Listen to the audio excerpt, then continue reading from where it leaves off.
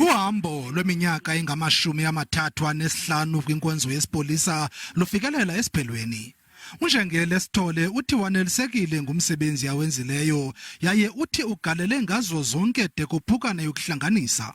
Ukanti uhamba kusele inyanga ezisixhenxe ngaphambi kokuba sifikelele esiphelweni isivumelwano sengqesho sakhe njengomkomishinala wamapolisa kuzwelonke. Wabekwa kwisikhundla ngowayengumongameli weli umnumzana Jacob Zuma kwiminyaka engapha yokwemihlanu eyadlulayo. UNjengele Sitole wazise icandelo leendaba ze-SABC ukuba ngethuba lezixholo-xholo zangoJulayi eGauteng naKwaZulu-Natal kwakushokoxeke imali kwicandelo leenkonzo zobuntlola emapoliseni kuba lalungekapasiswa ulwabiwo-mali lweli candelo.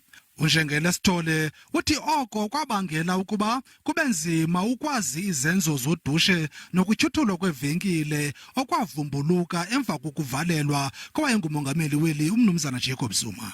I am not going to disclose much because the Secret Service account, it's not a public domain issue. You deal with it in closed sessions. But what I can indicate for now is that during July it wasn't sufficiently resourced because the budget was not yet allocated. UNjengele Sitole Ushiya kwisikhundla ethiwe mbe ziintetha ezingapheliyo nezibeka icaphaza kwigama lakhe. Utyhole abathile ke kwinkonzo yesipolisa ngokusasaza iindaba ezingekhoyo nokugqwalisa igama lakhe.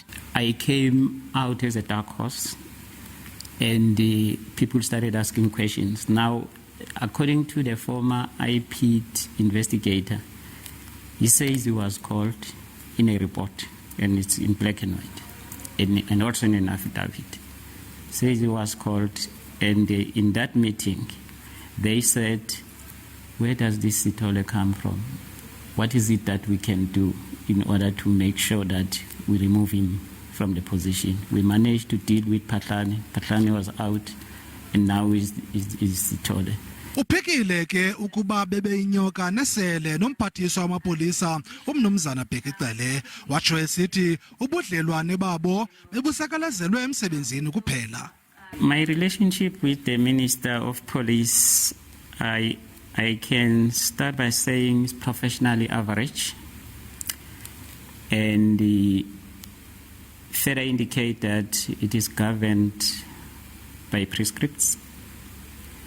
And as we have been working, the interpretation of the prescripts has always come into play. UNjengele Khehla Sitole ulubhebhethile noluvo lokuba ebesambatha ngengubo enye nalowa ebesakuba ngumongameli umnumzana Jacob Zuma yaye ebengavani nomongameli uCyril Ramaphosa.